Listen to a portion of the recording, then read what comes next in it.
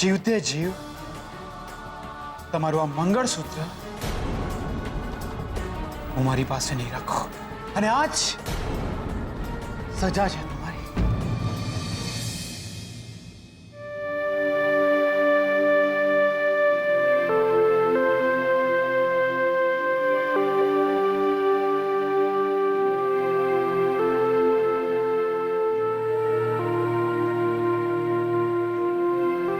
રડો નહીં દિયોર, રડો નહીં. મને બસ એક જ વાતની ચિંતા છે કે આ મંગળસૂત્ર મારી પાસે છે. ગમે તે થાય મારે આ મંગળસૂત્ર એમની પાસે પહોંચાડવું પડશે. બકા તમે ચિંતા ના કરો. લા શોધનિયાને કંઈ નહીં થાય, કંઈ નહીં થાય એને. આટલો બધો પ્રેમ એળે નહીં જાય. અરે બકા તમે તો શોધનિયા માટે સુકન્યાળ છો, કંઈ નહીં થાય એને દિયોર. અને આમ બી તમે શોધનિયા પાસે ના હો ત્યારે આ મંગળસૂત્ર એની પાસે હોવું જરૂરી છે. પણ અત્યારે તો તમે એની પાસે જ છો ને દિયોર. તમે આટલું મોટું કલંક તમારા માથે લીધું. હું નેનો હતો ને ત્યારે મારી બા મારા કપાળે કાળું ટીલું કરીને કહેતી કે તને કોઈની નજર ના લાગે દિયોર. બસ નાનપણથી એ વાત મારા મનમાં ઘર કરી જાય છે દિયોર. કપાળે કંઈક ને કંઈક કાળું હોવું જોઈએ દિયોર. એ પછી બાનો ટીલો હોય કે પછી કલંક, આપણને કોઈની નજર ના લાગે દિયોર. જો બકા આ જે પણ બન્યું છે ને એ ખરેખર બહુ ખરાબ થયું છે દિયોર. પણ એક વાત બહુ સારી થઈ છે. રણજીત કુમાર અને સારિકા ફોજ એ આ ઘરમાંથી બહાર નીકળી જશે દિયોર. આ બંને સાપોડ્યા આ ઘરમાં ના રહેવા જોઈએ બકા. તું તો કહેતો તો ને કે સવારના બધા ભેગા થઈને આ કામ વાળીને ધક્કો મારીને ઘરની બહાર કાઢી મૂકશે. શું થયું? હા, શું થયું? આટલો મોટો કાંડ થઈ ગયા પછી પણ કેમ કંઈ બન્યું નહીં? અરે મેં જોયું હતું કે શોધને જીગરને લક્ષ્મીના બેડરૂમમાં જોયો છે. આટલું બની ગયા પછી પણ કેમ કંઈ બન્યું નહીં? મને તો એમ કે ઘરમાં ધમાકો થઈ જશે. ધમાકો નહીં, સુરસુર્યું થઈ ગયું છે. ઘરની બહાર જવાનો વારો આવ્યો છે આપણો. અને આ કામ વાળીની હકીકત પણ આપણે કોઈને કહી નથી શકતા કે એ શોધનની વહુ છે. કહીશું તો પણ શું થશે? હા, શ્રુતિ ભાગી જશે અને લક્ષ્મી આ ઘરની વહુ બનીને આવી જશે. બધાની બહુ વાલી છે ચીપાવલી. મને તો સમજાતું નથી કે હવે શું કરવું. હવે તો સાચે જ આપણે આ ઘર છોડીને જવાનો વારો આવ્યો છે. ના, હું આ ઘર છોડીને ક્યાંય નહીં જાઉં. આ મારા બાપનું ઘર છે. આજની રાત છેલ્લી રાત, કાં આપણી કાં તો લક્ષ્મીની.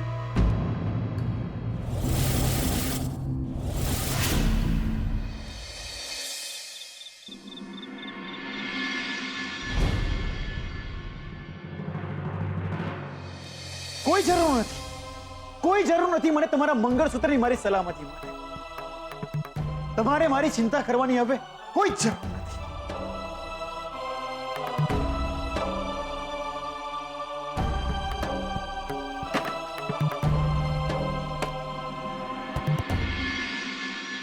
ગજાભાઈ,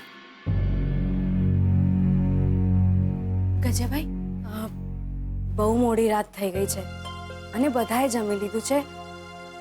ખાલી એ નથી જમ્યા. તો તમે એક કામ કરો ને, તમે એમને ઉપર જઈને બોલાવી લાવશો જમવા માટે. હું જઈશ ને તો એ નહીં આવે. તમે જાઓ ને. એ ના માને ને તો તમે જીદ કરીને લઈ આવો. આમ ભૂખ્યા થોડી રહેવાય. જશો ને લેવા? બેન તમને ખબર નથી? શું? શોધનભાઈ તો અમદાવાદ ગયા છે ઓફિસના કામેથી. 2-3 દિવસ પછી જ આવશે હવે.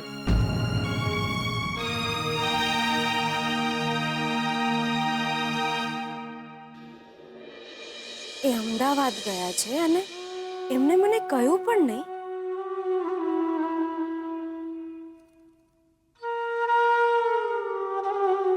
પણ એ મને શું કામ કહે?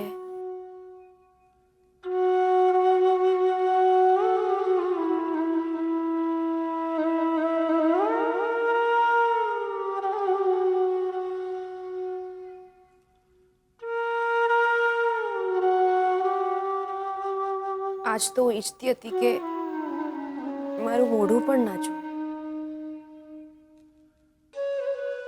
આ જ તકલીફ પછી અમે એકબીજાથી દૂર જઈ શકીશું. આ જ તકલીફ પછી એ શ્રુતિબેન સાથે લગ્ન કરશે.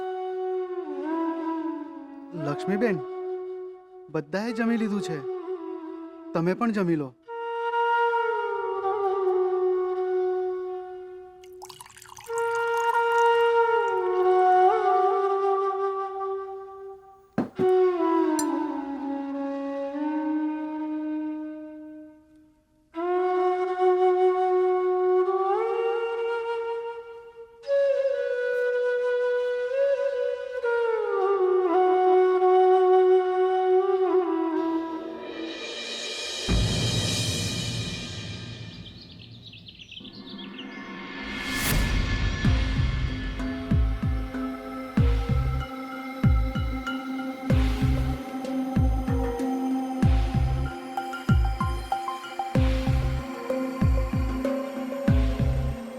આખરે આપણો ઘર છોડીને જવાનો વારો આવી જ ગયો.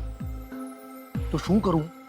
તારા પપ્પા જીદ પકડીને બેઠા હતા કે તમારા લોકોએ અલગ ઘરે રહેવા જવું પડશે. સાંભળ, એક કામ કર, તારી મમ્મીને જોઈને છે ને જોરથી વળગીને રડી પડજો. કદાચ આપણે રોકી લેશે. થોડું નાટક કરી લેજે. ચાલ.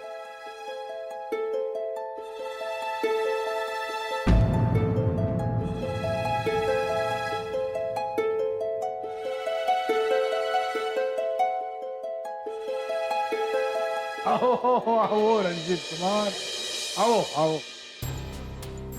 હા, આ લો તમારા ફ્લેટની ચાવી.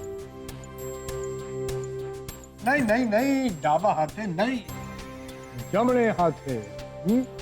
આ લો. હા, તો તમે હવે એ ફ્લેટમાં રહેવા જાઓ અને સુખેથી તમારો સંસાર વસાવો.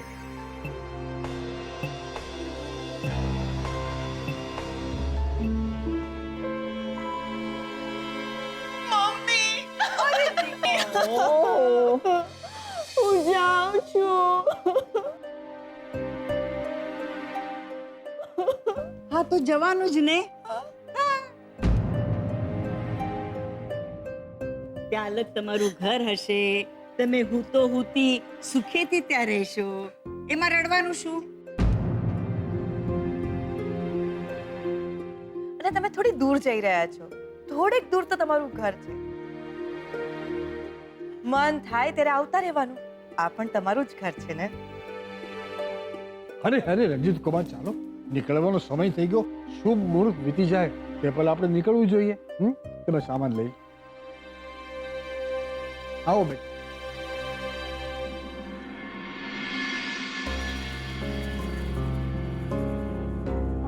તમારા લોકોનું ધ્યાન રાખજો. રાખીશું. હા, ને બહુ ચિંતા રહેશે અમને તમારી. ના ચિંતા નહીં કરતા. મારું ચાલે ને તો અહીંયા જ રોકાઈને તમારા બધાની સેવા કરું. પગ ઉપડતા જ નથી અહીંયાથી જવા માટે. એટલે કે મન માનતું નથી.